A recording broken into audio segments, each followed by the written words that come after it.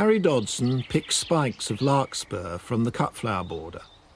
Decorating the big house was the responsibility of the head gardener, and while the family was in residence during the summer, fresh flowers were gathered every day.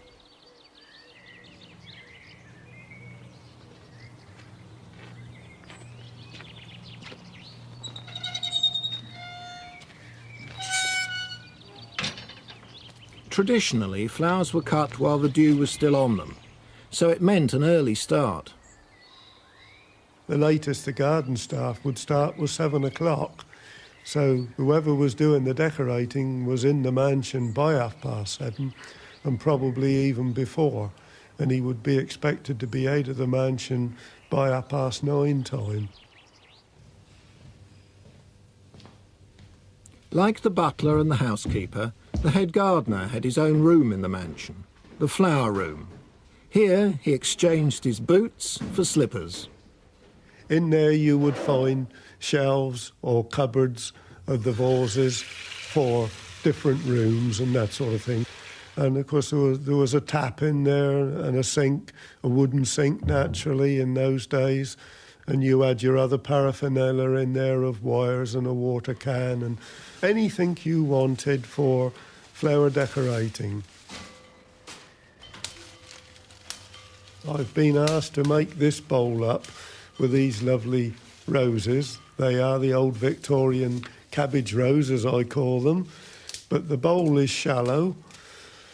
I've spotted outside a box bush, and that is often used. I only need some short pieces here, and I'll place it in nice and tight, almost filling the bowl tight, but not too tight that I can't push the roses in. Modern day, of course, the bowl would have been filled with a bit of oasis and the job would have been done now while I've been fussing about working out what I'm going to do.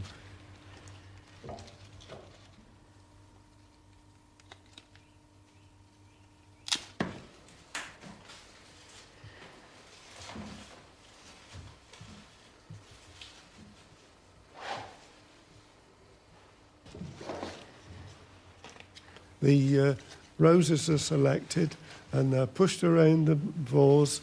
They're touching one another, but they're not pressed in. They're allowed to develop, which they will do within an hour or two of being in this bowl of roses. They're now going to be placed in a basket, which will be taken to the room which we're decorating and placed in its position.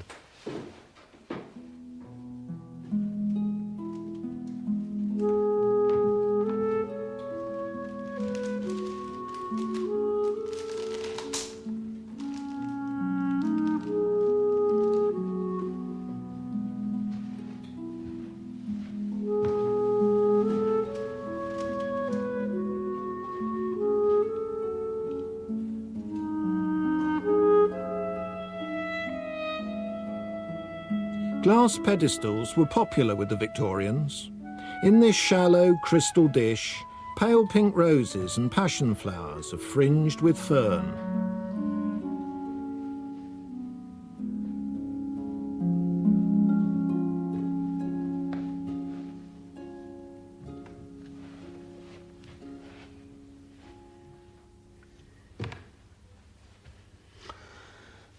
This lovely little plant is known as pilea. In my young days, they were grown in large numbers. Anywhere where a group of plants was staged or in tubs, anything where a pot needed covering, this was the ideal plant to cover the pots. It came down to the carpet. It was perfect. It had one snag as an house plant. After it had been in a warm room for a few days, the little flowers on it became dry and just the least little touch, then they popped off, and it was known to gardeners as the artillery plant. But cheeky journeymen who used to have to go in the mansion and help the foremans and the head gardener to do the decorating used to love to annoy the housemaids and give it a flick. I've done it myself many occasions, and it was known to young journeymen as housemaids' delight. But the housemaids didn't consider it very delightful It was quite a problem to get those little pieces out of the carpet. Sometimes in my younger days I used to be rather naughty. If one of the servants, one of the housemaids was cleaning up or anything, I would say good morning to her or pass some nicety return, and if she wasn't looking or was inattentive, I would put the flowers in her pocket.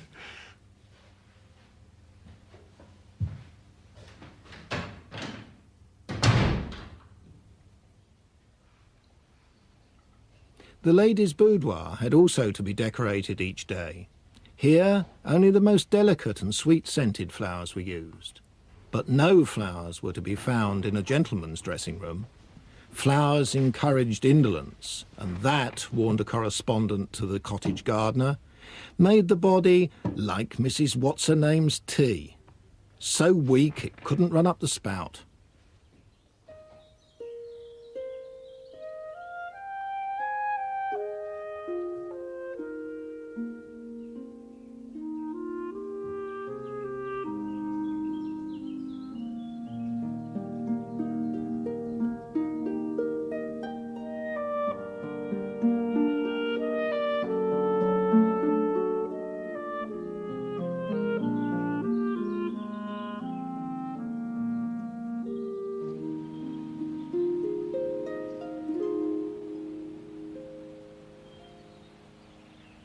In the pleasure grounds, the bed of clematis Harry planted earlier in the year has produced a spectacular show, fulfilling its promise of providing a carpet of blue.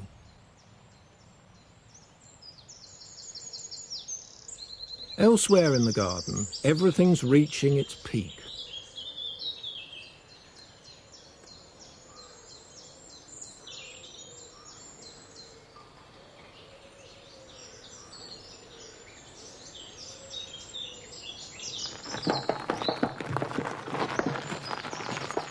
As the summer sun burns down, conditions become too extreme, even in the stovehouse.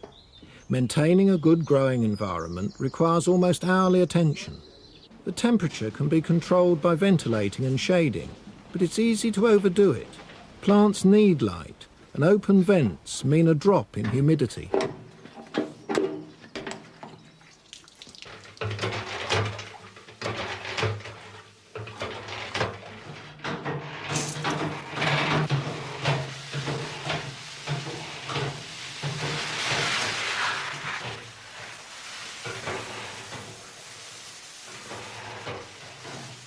The feelings that one should have when you came into a tropical house like this was a slight feeling that you was passing into a bathroom where somebody about 20 minutes or so ago had a bath in, and the atmosphere nice and warm in there, and yet that warmth had sort of a nice dampy warm.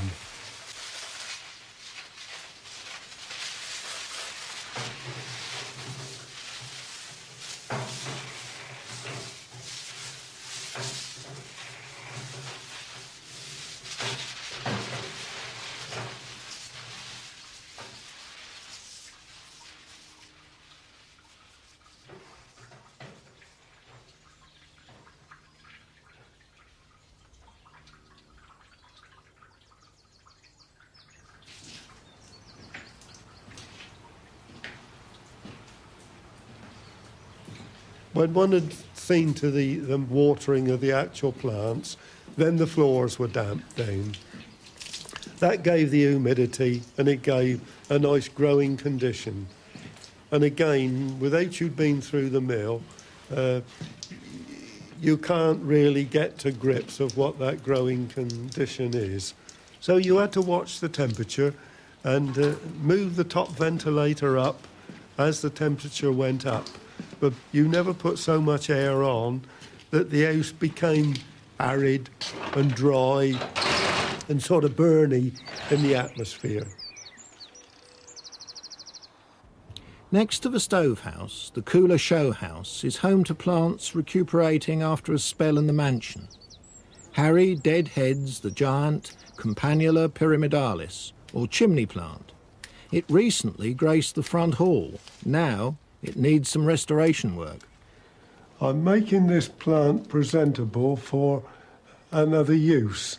We've had to take it out of the house because it looks tatty. But if you cut these little dead blooms off, underneath there's another crop of buds to come along, and it gives this plant another lease of life. This can be done at least twice to it. It's a job that was given to young journeymen, and it was what we termed as a quiet job. It was a bit of a Solomon's on the side, actually. But it was something well worth doing.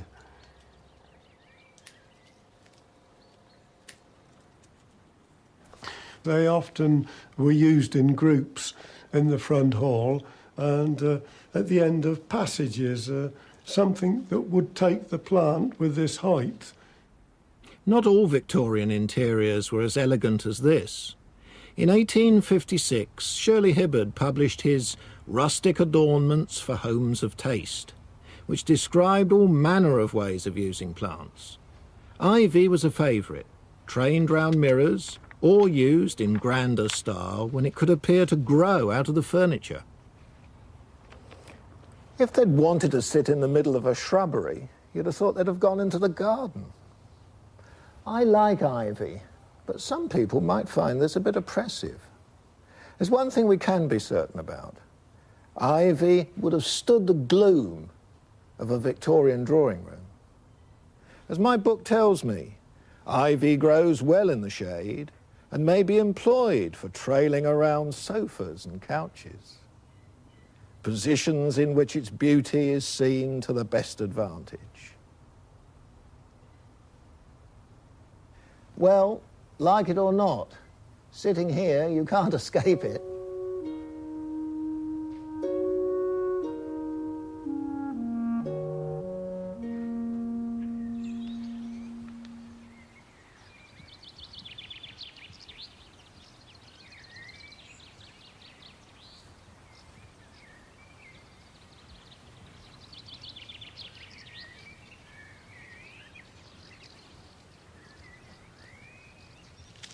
The gladiolus graced many a Victorian room. The gardener's assistant noted that the French florists were among the first to take it in hand. Now English razors have a decided lead. This is the variety Hunting Song.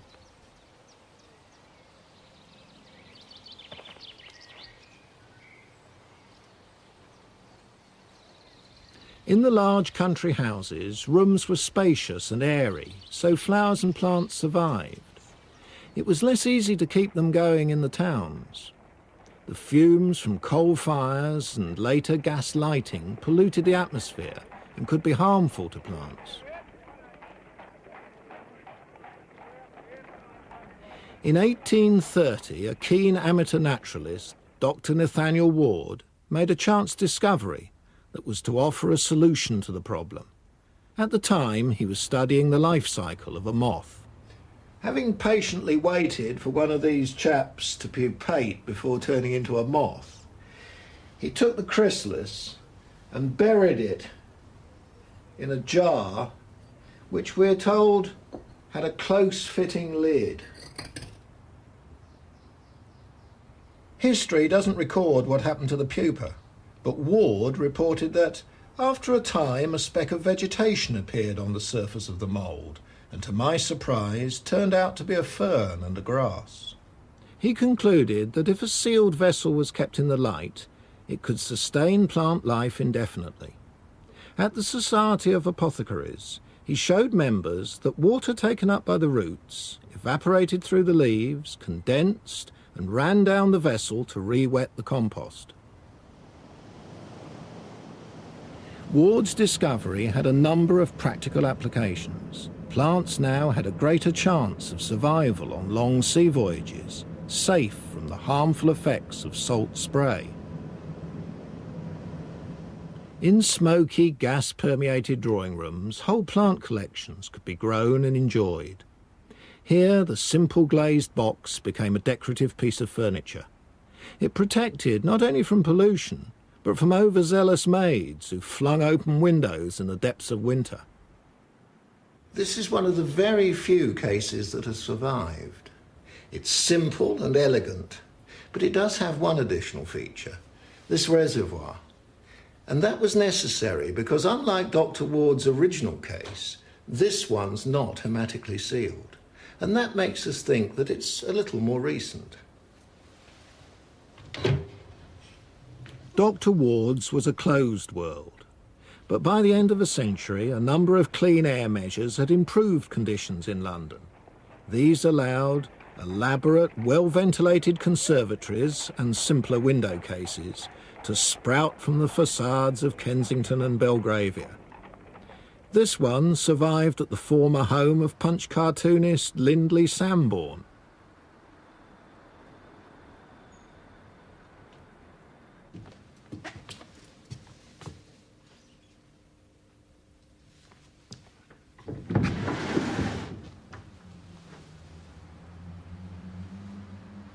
The window case was an extension of the room and provided a pleasing glimpse of natural greenery from the comfort of one's drawing room chair.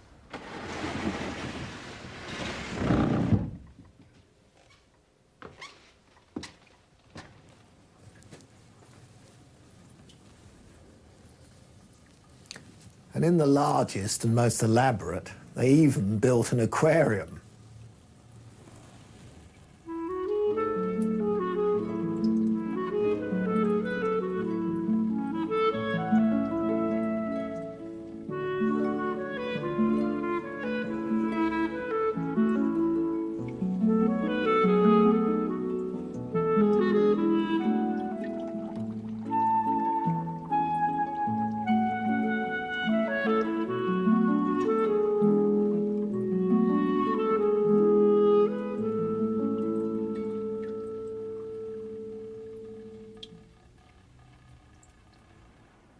But of all the plants used, it was the palm and the tree fern that the Victorians found most majestic.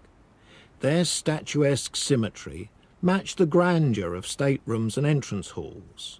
But even with such lofty spaces, it was sometimes necessary to reduce their height. Doing this required skill and patience.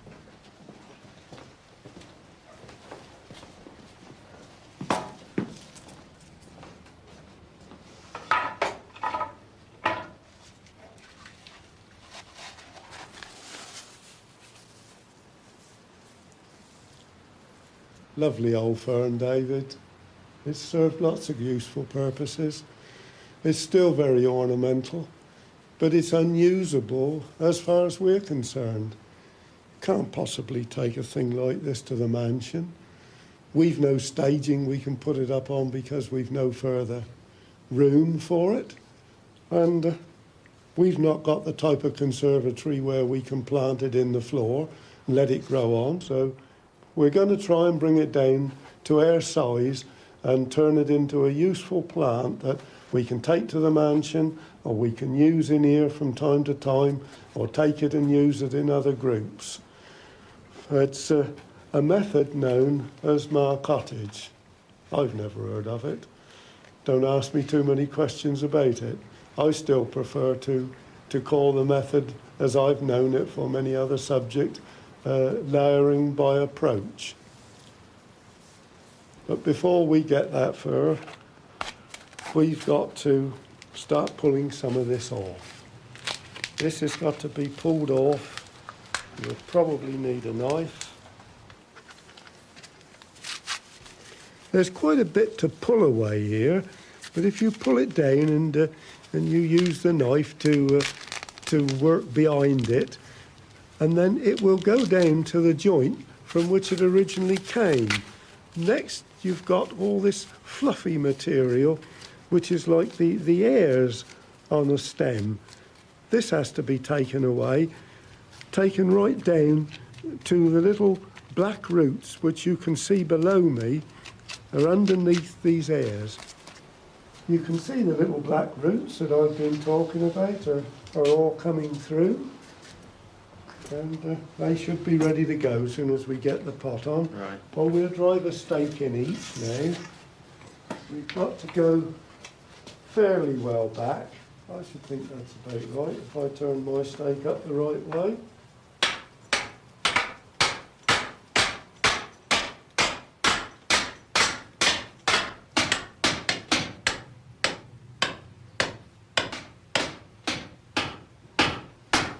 I'm at the bottom if you are. I think that's it. Oh, that's lovely. If we can get that tied in position, that will hold the top, which is the piece we require in due course. Now we need a little extra strength to the string here. Otherwise, we'll have it toppling over. There we are. Now we're ready for the next stage. Right. We clear our mess off the top of the pot, make it look gardener-like. That's right. Well, it looks as if something's going to happen to it, doesn't it? With the fern secure, the next stage is to make a saw cut halfway through the trunk at a point below the exposed roots.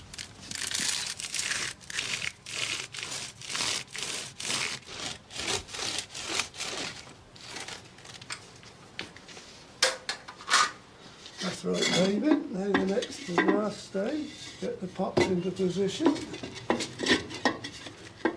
Mine's firm, yours all right? Now Harry sets about providing conditions which will encourage the roots above the saw cut to develop. That's right, make the pot fit if you can. Yes. We've got half a plant in the back here.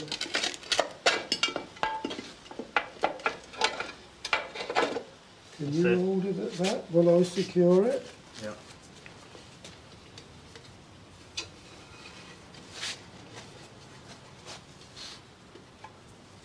Fingers out of the way. That seems to have got it.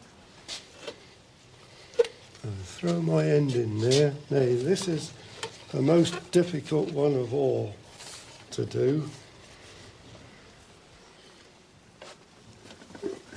David, if we can get this around here. That piece of string is to stay where it is. Now, Right, got it. if you can hold that at that, and I can secure this string, then we can start putting a little tension on these two tail ends, which should hold the bottom of the pot in. Right.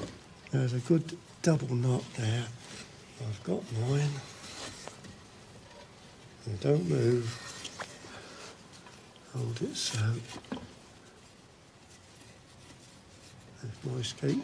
Well, this is the final string, David, and it should keep the tension on the bottom of our pot.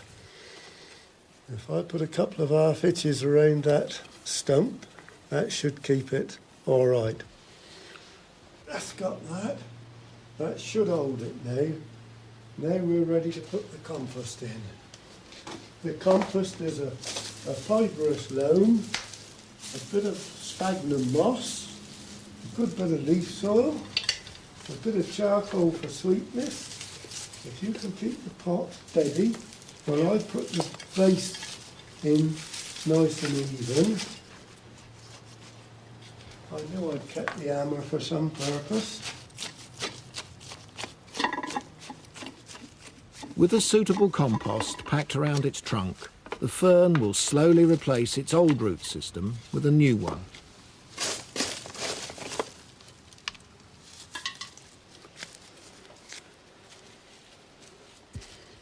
Well, I think that's the niceties taken care of, David. Now if you pass me the water pot.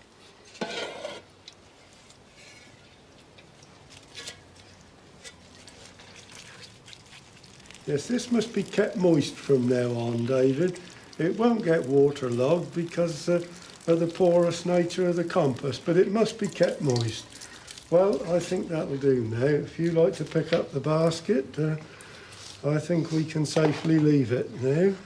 The new roots take several months to grow, but when well advanced, the trunk is sawn through.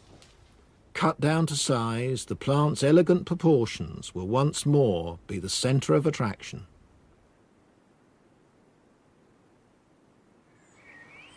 The demands of the houseplants have not made Harry neglect the garden.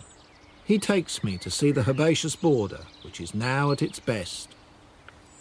Well, it's a few months since we were here, Harry.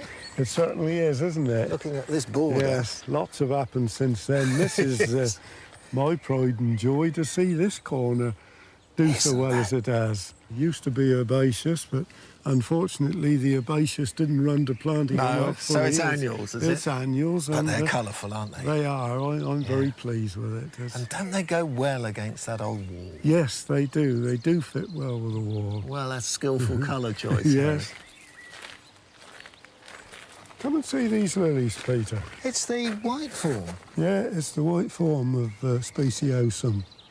Oh, they really are. Yeah, I like the bit of green in the flower too. Yes, It's lovely. yes, and that almost sort of warted effect. Oh, they're Good pot beautiful. plant, good cut flower. Well, it's a grand show of colour and in a difficult year. It's been a difficult year. It's been all we didn't require for this sort of planting. Almost drought from start to finish. Well, it was, yes. Oh, yes. Yeah, We were watering in right from the very beginning. Well, because some things do well in the first year, but others, I suppose, have, made only a third of the growth? Yes, that's all. Like this old miscanthus, you see, it's done nothing. Yes. There's a real pain in the neck. Look at there's a miserable little clump They of always it. said that herbaceous borders were at their best in their second and third year. Yes. Oh, So they were.